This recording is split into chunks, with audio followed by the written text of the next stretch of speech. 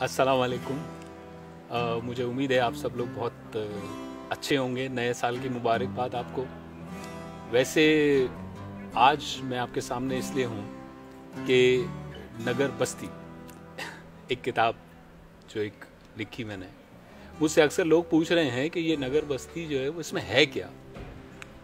तो मैं जो है वो आपको ये बताने आया हूँ कि नगर बस्ती में क्या है। इंसान अपनी ज़िंदगी के दौरान रोज़ बहुत कुछ सीखता है। बहुत सारी ऐसी चीज़ें जो आम आदमी से सीखी जाती हैं, और मैं जो है वो कोशिश करता हूँ कि आम आदमी को ख़ास बनाने के लिए जो कुछ किया जा सकता है वो मैं करूँ। और ये जो किताब है नगर बस्ती, ये आम आदमी को ख़ास बनाने की एक कोशिश है। इसमें आपको वो सारी आम सी कहानियाँ मिलेंगी जो शायद आपके सामने होंगी, लेकिन आपने कभी कोशिश नहीं की उन कहानियों को जानने की। मिसाल के तौर पर इस किताब के अंदर आपको एक गधा गाड़ी वाले की कहानी मिलेगी, आपको एक फल फरोश की कहानी मिलेगी, और इसी तरह आपको कहीं ऐसा भी होगा जहां आप महसूस करेंगे कि ये कहानी तो शायद मेरी ही कहानी है, ये तो मेरे साथ भी हुआ है। या आपको ऐसे महसूस होगा कि ये मेरे फला रिश्तेदार की कहानी है।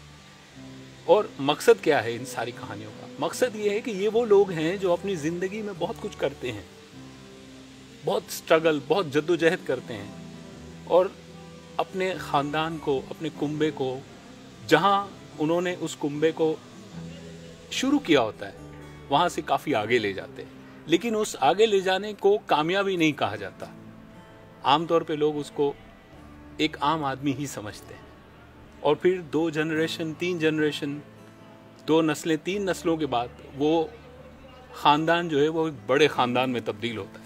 लेकिन इस बड़े ख़ानदान को बड़ा ख़ानदान बनाने वाले जो लोग होते हैं, जो आहिस्ता आहिस्ता इस चीज़ को आगे बढ़ाते हैं, वो कहीं छुप जाते हैं। ये किताब उन आहिस्ता आहिस्ता छुपे हुए लोगों को सामने लाने की एक कोशिश है। मुझे यकीन है जब आप इस किताब को पढ़ेंगे तो आपको ऐसा महसूस होगा कि ये वो लोग हैं जो आपके साथ साथ रहते हैं। ये वो लोग हैं जिनसे आप कभी सब्ज़ी खरीदते हैं, ये वो लोग हैं जिनसे आप कभी फल खरीदते हैं, या ये वो लोग हैं जो कभी आपको जाते और आते नज़र आते हैं, लेकिन आप इनके बारे में सोचते नहीं हैं। नगर बस्ती आपको वो सोच मुहैया करेगी। इस किताब को पढ़िए, मुझे यकीन है आप उसको पसंद करेंगे। शुक्रिया।